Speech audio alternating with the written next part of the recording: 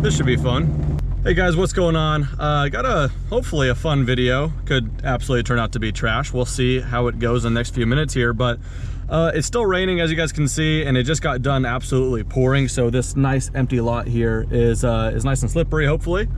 But I wanted to make a video, obviously, hopefully at the end of this is just the Shelby 350, GT350 having fun in the wet here. But more than that, I mean, after 9,000 miles of driving this car, I personally have kind of been curious about how the traction control works in this car at its different levels and different driving modes and all that kind of stuff.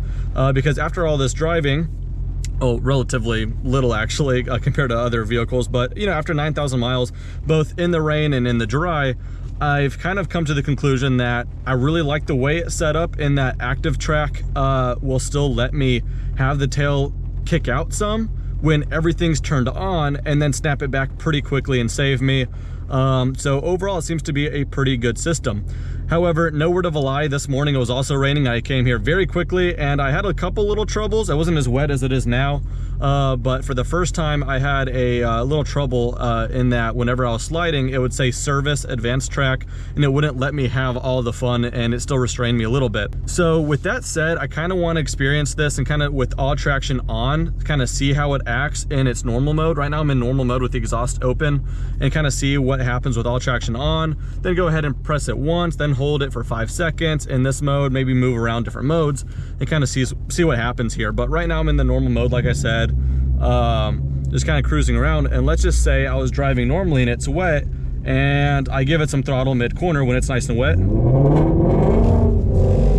As you can see, I don't know if you guys can, well, necessarily see, but here, the car definitely went sideways a little bit there, but it was vibrating and just shaking a ton. It just really wanted the car to get back in control. Let's go ahead and try that one more time in first gear here. Just get rolling all the way off the clutch here. And then just mid-corner, just kind of jam it real quick. It just does not want it to get out from underneath itself. So with that said, let's go ahead in normal mode, flip it up once, and now it says traction control off. Let's see how true that is. Again, first gear here, just let it go.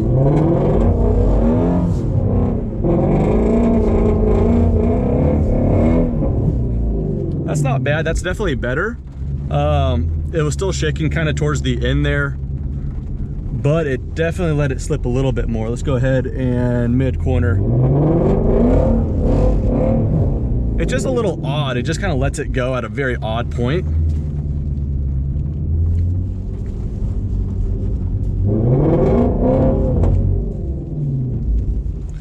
All right, so we're gonna go ahead and flip that back on, and now we're just gonna go ahead and hold that same switch for 5 seconds.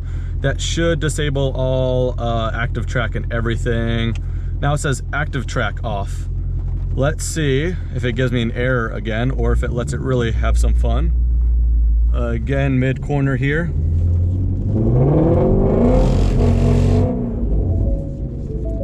And then at the very end there, you can see it started shaking a ton, and now it says hill start assist not available, service advanced track.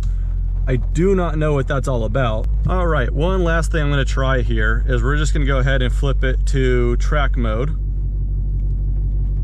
and just kind of let it run that way. We're gonna keep in the stiff suspension, everything like that. And just in simply track mode in first gear, so it should limit the traction a little bit more, but obviously still has a couple of nannies there.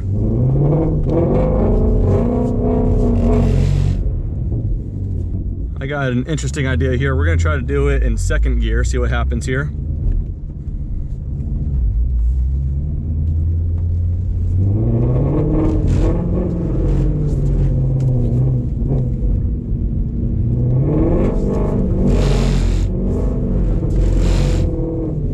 You guys can just hear that violent shake. Not sure what's up with that. It just does not want to let it go.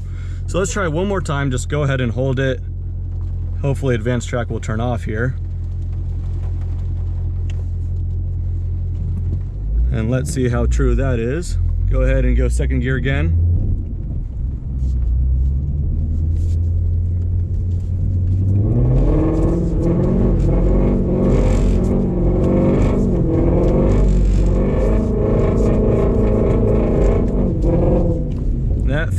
lot better now that it's in track mode.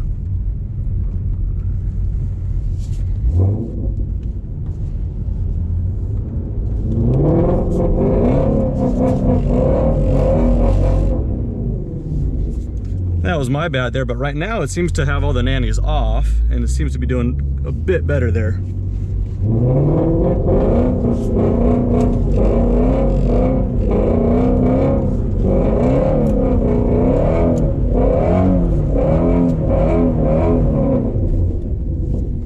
It's getting a little bit better there.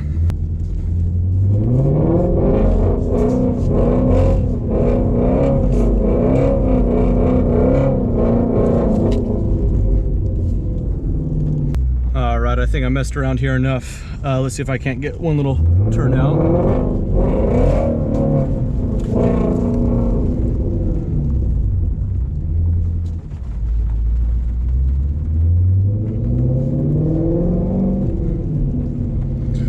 All right, I'm gonna go ahead, flip it back down to normal mode there.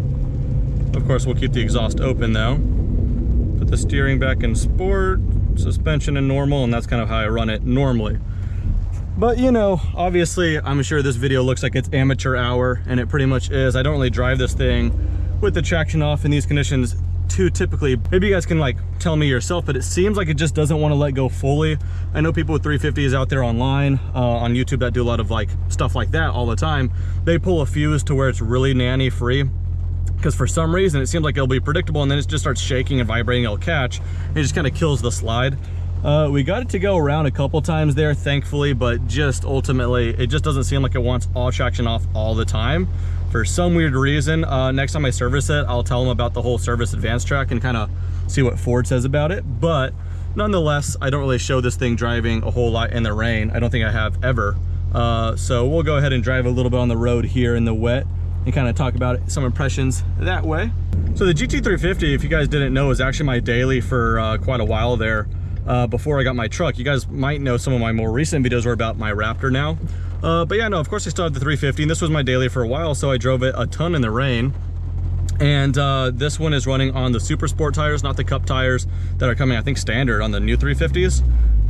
So still running the original Super Sports on this one. I'm sure I'm gonna have to get new tires pretty soon here. But with that said, this car, the setup, and with these tires have actually been great in the rain. Totally predictable. It's only when you're driving really spiritedly will it kick out with all the systems still on. But even then, it controls it pretty darn well. In fact, as you could kind of see from my attempt to get it sideways, maybe too well. But yeah, no, it's actually really, really predictable, really easy and really docile for the most part. And obviously it all depends on what you do with your right foot and what gear you're in. But yeah, it's for just daily driving or whatever. If you're just kind of driving mundane because it is your daily, it is not a crazy car at all in the rain. I don't think anyone really expects it to be.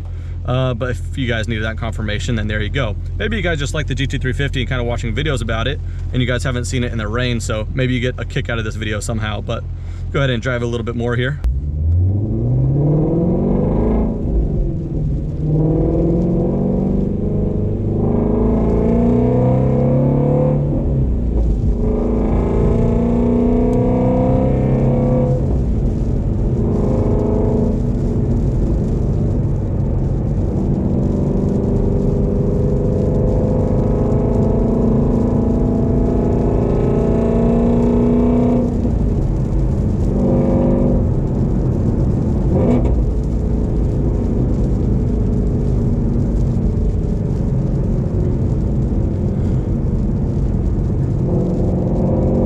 I doubt you guys are gonna be able to hear how good it sounds with all the rain hitting the windshield and still using a GoPro here for audio. So anyway, I hope you guys had some kind of enjoyment in this video. I know it wasn't like a really cool compilation video of GT350 going sideways and stuff. Nonetheless, I thought I'd record it just because I was gonna go out there and attempt to have some fun.